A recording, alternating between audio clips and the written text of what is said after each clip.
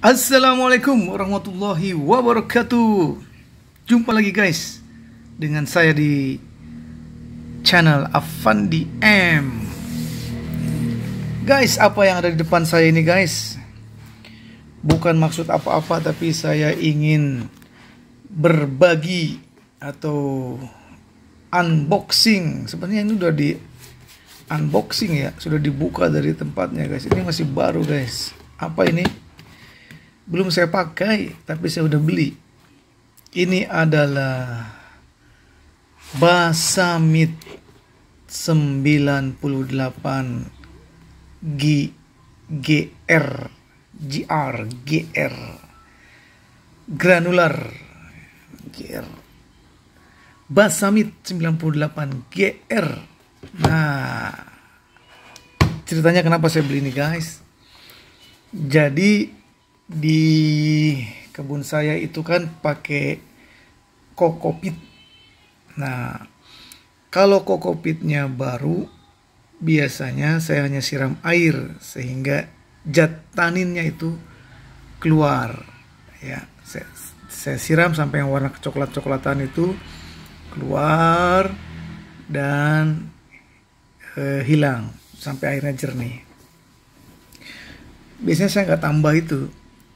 Beberapa yang terakhir itu saya tambah trichoderma ya.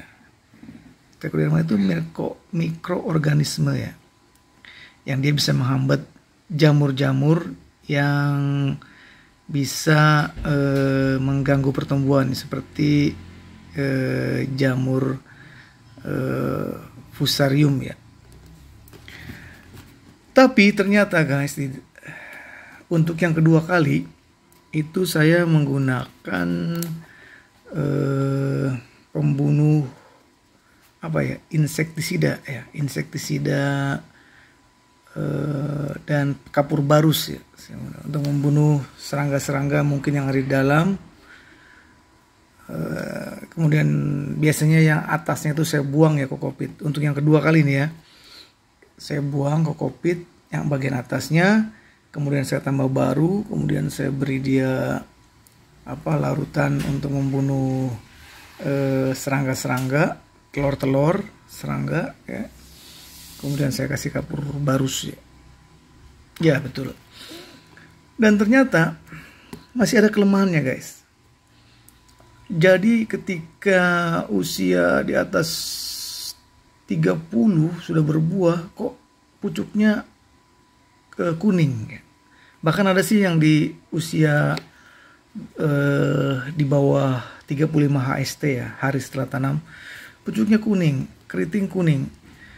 Dan kayaknya bukan karena dia kena virus ya, beda gitu kuningnya.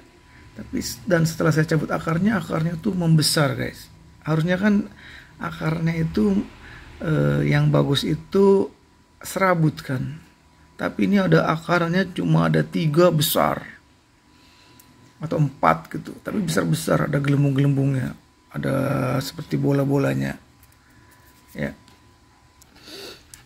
Nah, ternyata ada yang namanya itu guys nematoda itu yang merusak akar ya. Sehingga daya serap unsur hara dari akar ke daun, ke batang sampai ke pucuk itu tidak bisa tersalurkan dengan secara baik ya. Makanya saya coba ini tadinya guys, Basamit 98 GR. Di sini ada nematisida ya, bisa dilihat guys, ini guys nematisida ya, insektisida dan fungisida ya. Jadi sangat bagus sekali guys ini ya guys. Dia ya tuh ya. Jadi dia ada nematisida, insektisida dan fungisida. Jadi luas banget ya guys, luas banget ya tuh. Dan bahan aktifnya apa? Bahan aktifnya ini Dazomet ya guys, 98%. Jadi angka 98% itu adalah 98% Dazomet. Oke. Apa itu nematisida? Nematisida itu zat yang untuk eh, kalau kita bisa bilang membunuh ya membunuh nematoda ya. Nematoda itu sejenis cacing guys. Ya. Bahkan cacingnya itu di akar-akar melon itu. Ini khusus melon ya saya bahas. Untuk melon ya, dan bisa juga untuk yang lain ini. Nematoda cacingnya itu nggak kelihatan guys kalau mau mata itu. Cuma kelihatannya itu akarnya itu jadi bengkak gitu. Dan ada bunder-bunder seperti warna putih itu, bengkak-bengkak seperti ada bola-bola kecil gitu di akar itu. Ya. Jadi ini nematisida, insektisida dan fungisida guys. Yang berbentuk butiran ya. Kita coba zoom sedikit guys untuk butiran ya. Bentuk butiran berwarna putih keabu-abuan yang bekerja sebagai fumigan untuk mengendalikan nematoda tuh guys. Dia mengendalikan nematoda, jenis cacing-cacing lah kalau bahasa ininya. Kemudian serangga dan penyakit pada tanaman. Cuma si basamit ini memang di sini dikatakan dia tembakau, jahe, kopi, teh, kubis dan pisang guys. Jadi untuk tumbuhan seperti tomat, sejenis tomat, terong, semangka, melon, nah ini perlu dipertanyakan ya. Apakah bisa? Tapi untuk mensterilisasi ya kalau kita anggap ya, sterilisasi kokopit banyak yang sudah pakai guys. Ya, banyak yang sudah pakai. Dan mereka sih komennya oke-oke aja. Ya guys, ini untuk sterilisasi guys ya. Apa namanya si media tanam kokopit itu setelah dipakai atau sebelum dipakai di sterilisasi dulu guys supaya tidak ada gangguan di dalam kokopit itu ya, baik dari jamur, bakteri maupun nematoda ya. Dan ini sudah dipakai ya guys. Di sini ada apalagi guys, di sini keterangannya peringatan bahaya yang memang. Nah ini warna biru nih guys, warna biru ya. Seperti kembali saya ingatkan lagi, ini bermakna ya warna biru. Jadi dia dari hijau, biru, kuning, merah ya. Hijau itu ya bisa apa? Sama alam itu, lingkungan itu sama manusia juga tidak terlalu berbahaya. Biru itu ya anggaplah sedang gitu ya. Kalau kuning itu peringatan ya, lebih harus hati-hati. Merah itu jangan digunakan. Oke. Nah ini dosisnya guys, karena dia tadi saya bilang juga cuma untuk tanaman tembakau, jahe, kopi, teh, dan kubis dan pisang. Sayangnya di sini tidak ada melon ya. Emang mungkin karena bukan untuk melon, tapi ini untuk digunakan untuk sterilisasi kokopit ya. Guys, apakah bisa? Saya pikir bisa ya. Bisa ya. Tuh di sini juga ada layu bakteri. Kemudian ada nematoda juga ya. Tuh akar gada ya, guys. Ini akar gada, guys. Tuh. Layu bakteri juga bisa. Layu bakteri, akar gada, nematoda. Saya punya fotonya ya untuk melon yang terkena akarnya bengkak ya. Saya punya. Ini guys, 40 gram per meter persegi ya. Dosisnya. Dosisnya kecil aja guys, jangan gede-gede. Kalau jahe malah banyak nih. 300 gram per meter persegi jahe ya. Telur bakteri. Rata-rata 40 gram per meter persegi ya. 40 gram per meter persegi. Jadi kalau kokopit itu sekitar berapa ya? Untuk yang 40 kali 40 itu 20 ya, sekitar 20 meter. Enggak, bukan 20 meter.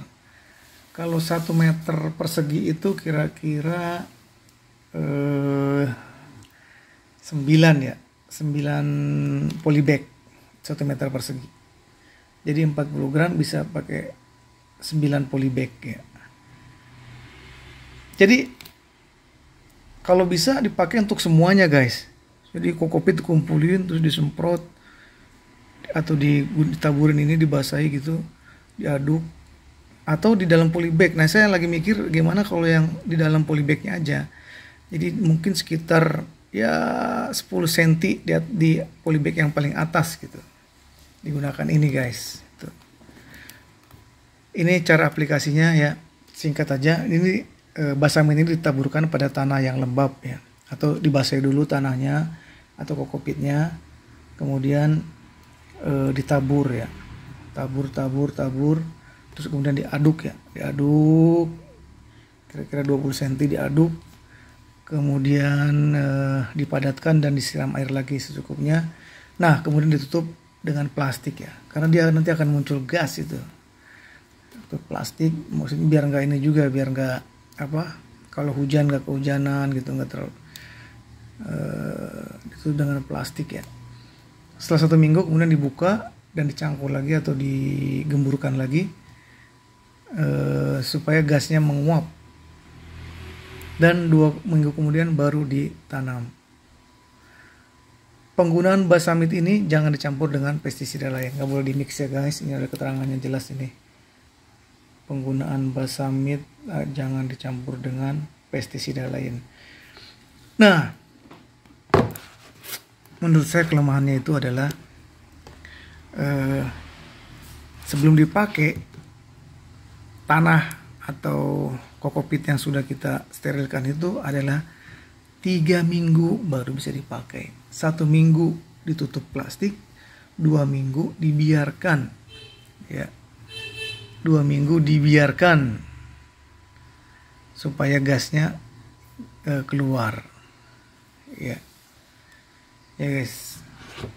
Tapi kalau kita memang ingin menggunakan ini ya, kita harus prepare kokopit itu 1 bulan sebelum ditanam atau 3 minggu sebelum ditanam ya.